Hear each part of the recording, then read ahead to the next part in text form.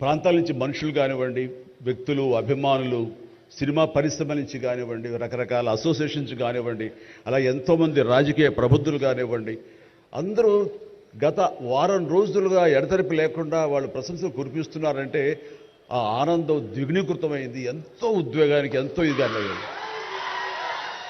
Award ఇవ్వని అభిమానం, award ఇవ్వని ఉత్సాహం, ప్రోత్సాహం మీ కరతాళ ధ్వనుల ద్వారా, మీ ప్రశంసల ద్వారా ప్రతి ఒక్కళ్ళు మనసారా ఆశీర్వదిస్తుంటే చాలు ఈ జన్మ, ఇది పూర్వజన్మ సుకృతం, ఎప్పుడో చేసుకున్న పుణ్యఫలం, మా అమ్మానాన్నలు వాళ్ళకి జన్మించేందుకు వాళ్ళు చేసిన పుణ్యఫలం నాకు ఈ విధంగా సంక్రమించిందంటూ నేను నిజంగా మనసు స్పందించి అలా భావిస్తాను. అదే మీ ముందు ఉంచుతున్నాను.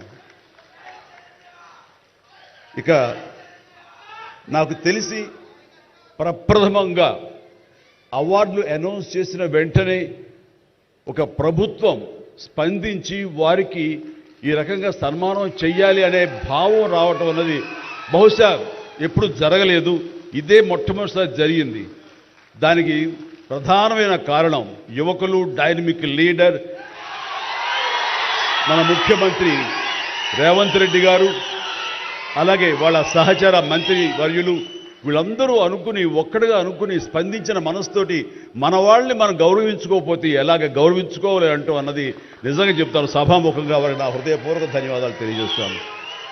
అంటే సన్మానాలకి ఇక్కడ నేను కానీ, మన వెంకయ్యనాయుడు గారు కానీ, ఇతర పద్మ అవార్డీస్ కానీ ఎవరు కొత్త ఏం కాదు. వాళ్ళు రకరకాలుగా విధాలుగా వాళ్ళు సన్మానించబడుతూ ఉంటారు. కానీ సరిగ్గా ఇలాంటి సమయంలో ప్రభుత్వం ముందుకు రావడం అన్నది వారు ఈ కళాకారులకి, కళలకి వారు ఇస్తున్న ప్రాముఖ్యతకి నిజంగా మనస్సు స్పందించి నేను నా అభినందనలు తెలియజేస్తున్నాను.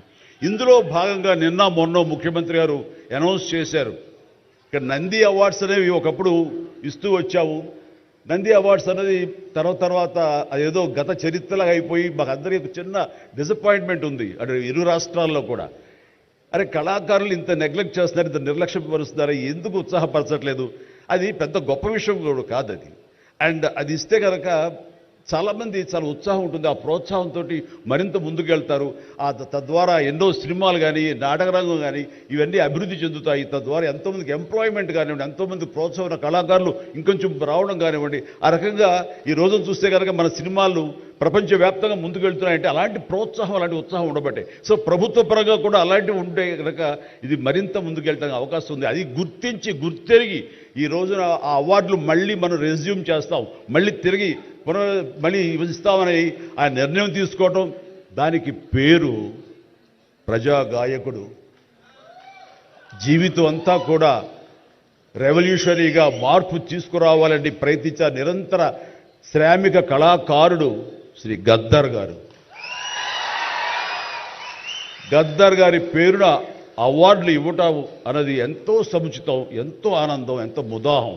అలాంటి నిర్ణయం తీసుకున్నటువంటి మా ముఖ్యమంత్రి రేవంత్ రెడ్డి గారికి, వారి సహచర్యులకి నేను మనస్ఫూర్తిగా నా హృదయ ధన్యవాదాలు ఈ సభాముఖంగా తెలియజేస్తున్నాను.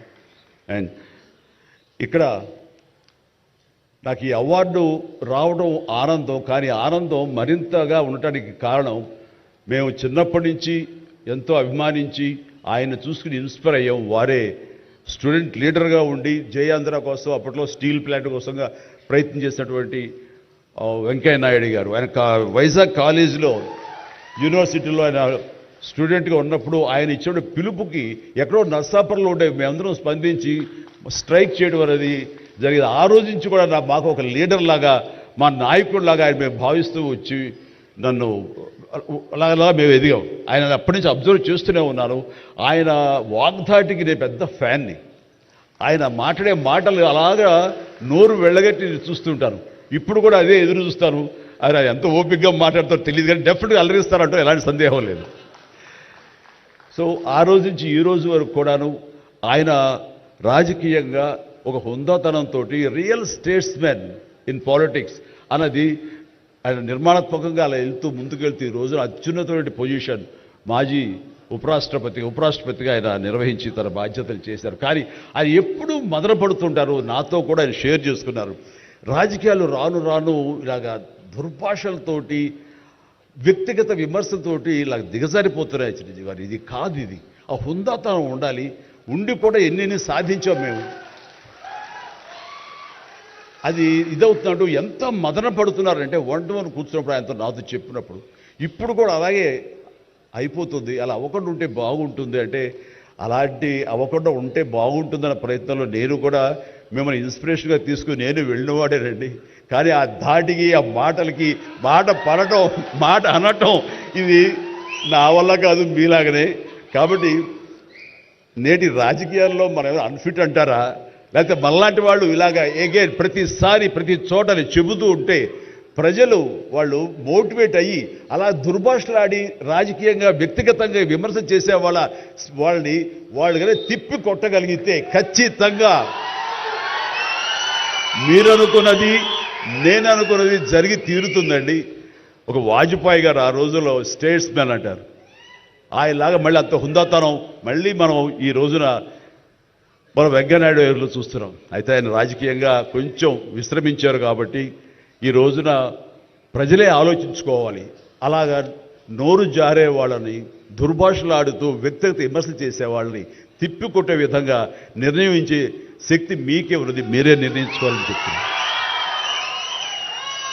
ఈ రోజున రకరకాల రంగాలకు సంబంధించినటువంటి గొప్ప గొప్ప వ్యక్తులు వాళ్ళు నాకు గుర్తింపు వస్తుందా రాదా అని కాదు, అది వాళ్ళ ఇంట్రెస్ట్ కొద్ది. ఈ రోజున ఇక్కడ ఒక్కొక్కరు శిల్పకళాకారులు ఉన్నారు, అలాగే కొన్ని art forms of village rural సంబంధించిన వాళ్ళు ఉన్నారు, సమయ గారు ఇట్లాగా అలా రకరకాల కవులు ఉన్నారు. వీళ్ళందరూ కూడాను ఆ పని చేసుకుంటూ వెళ్ళిపోయి అదే మా జీవితం అదే మా ధ్యేయం అంటూ అలా ముందుకు వెళ్ళిపోయే దీంట్లో ఈ రోజున ప్రభుత్వాలు గుర్తించి వాళ్ళకి పద్మశ్రీ అవార్డులు ఇవ్వటం అన్నది, పద్మ అవార్డుతో గౌరవించుకోవడం అన్నది ఈ సందర్భంగా నేను వాళ్ళ గుర్తించినటువంటి భారత కేంద్ర ప్రభుత్వానికి నేను మనస్ఫూర్తిగా నా అభినందనలు తెలియజేస్తాను, నా సంతోషాన్ని వ్యక్తపరుస్తాను. దీనికి మరీ ముఖ్యంగా మన ప్రియతమ నరేంద్ర మోడీ గారు ప్రధానమంత్రి, ఆయన దీన్ని గుర్తించి అలాగా ఇవ్వడం జరిగింది. ఇక్కడ ఒక విషయం చెప్పొచ్చో చెప్పకూడదో తెలియదు కానీ ఒక విషయం చెప్తాను. మధ్యాహ్నం నాకు అవార్డు మీకు ఇవ్వాలనుకుంటున్నాము, మీకు మీ కన్ఫర్మేషన్ కానీ మీ యొక్క ఆమోదం మాకు తెలియాలంటూ హోమ్ డిపార్ట్మెంట్ నుంచి ఫోన్ ఇచ్చినప్పుడు ఒక షాకు లోన్ అయ్యాను. అప్పటికి ముందు నుంచి స్పెక్యులేషన్స్ ఉన్నాయి కానీ నాకు ఇవన్నీ కూడా వస్తాయి లేవో అనే దాని మీద ఎప్పుడో మీమాంస ఉండేది నాకు. వాళ్ళు చెప్పగానే సంతోషించాను. సో ఈవినింగ్ ఎన్నింటికి వస్తుందని వాళ్ళు 6-7 o'clock వస్తుంటే అప్పటి నుంచి అలా టీవీలు ముందు కూర్చున్నాను. సో కొంతసేపు చూసేసరికి రాలేదు ఆ వచ్చినాయి అని గబగబా నేను సర్దుకొని కూర్చుంటే ముందు పద్మశ్రీ అవార్డులు ఒక 34-36 వచ్చినాయి. ఆ తర్వాత నెక్స్ట్ మందే కదా అనుకుంటూ అందరూ సర్దుగా రెండు పిల్లలు గొడవ చేయకుండా కూర్చోండి రే ఇష్యూగా నా పేరు వస్తుంది అంటూ కూర్చాను. అరగంట అయింది రాలేదు, గంట అయింది రాలేదు, గంటన్నర అయింది. ఆహా ఓరి బాబోయ్ ఏంటిది, ఏదైనా మళ్ళీ ఏమైనా మారుస్తారా, మనకి వచ్చే అవకాశం లేదని చిన్న మీమాంసలో ఉన్నారు. ఆ తర్వాత వచ్చిందనుకోండి, ఆ తర్వాత ఇదే డౌట్ నేను మన వెంకయ్యనాయుడు గారి ఇంటికి వెళ్ళి నేను ఆయన గౌరవంగా నేను ఆయన సన్మానించుకున్నప్పుడు ఆయన ముందు చెబితే ఇదంతా కూడా నరేంద్ర మోడీ గారు ఒక ఆలోచన అండి. పద్మశ్రీ అవార్డులు చాలా బడుగు బలహీన వర్గాలకు సంబంధించినటువంటి చిన్న స్థాయి కళాకారులకు వచ్చింది. ఒకేసారి వెంకయ్యనాయుడు గారి పేరు, చిరంజీవి పేరు, పద్మ సుబ్రహ్మణ్యం పేరు, వైజయంతిమాల బాలి పేరు వస్తే కనుక అది సుస్పష్ట, అది ప్రముఖంగా వేసేస్తారు. అలా వేసినప్పుడు వీళ్ళ గురించి ఎవరు చెప్పుకుంటారు? కాబట్టి వీళ్ళ గురించి చెప్పుకోవాలి అంటే గంటన్నర టైం మధ్యలో గ్యాప్ ఇవ్వండి. గంటన్నర వరకు వాళ్ళ గురించి చర్చ జరుగుతుంది. వాళ్ళు ఎవరు అంటారు, ఇక్కడ సమ్మయ్య ఎవరు, ఆచార్య గారు ఎవరు, ఇలా పేర్లని చెప్పుకుంటూ వాళ్ళ గురించి ఆలోచిస్తారు, చర్చించుకుంటారు. వాళ్ళకి గుర్తింపు వస్తుంది.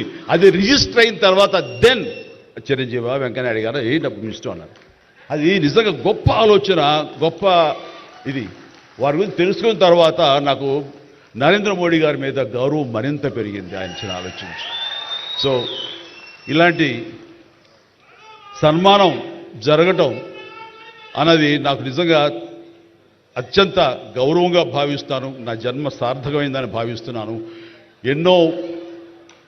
ఎన్నో కార్యక్రమాలు చేశాను. ఇది సినిమాల్లో రాణించిన కూడా సినిమాల్లో ఎంతో ప్రథమ స్థానంలో ఎన్నో సంవత్సరాలు దశాబ్దాలుగా ఉండటమే కాకుండా ఆర్టిస్ట్కి సామాజిక బాధ్యత, సామాజికటువంటి సేవ చెయ్యాలి.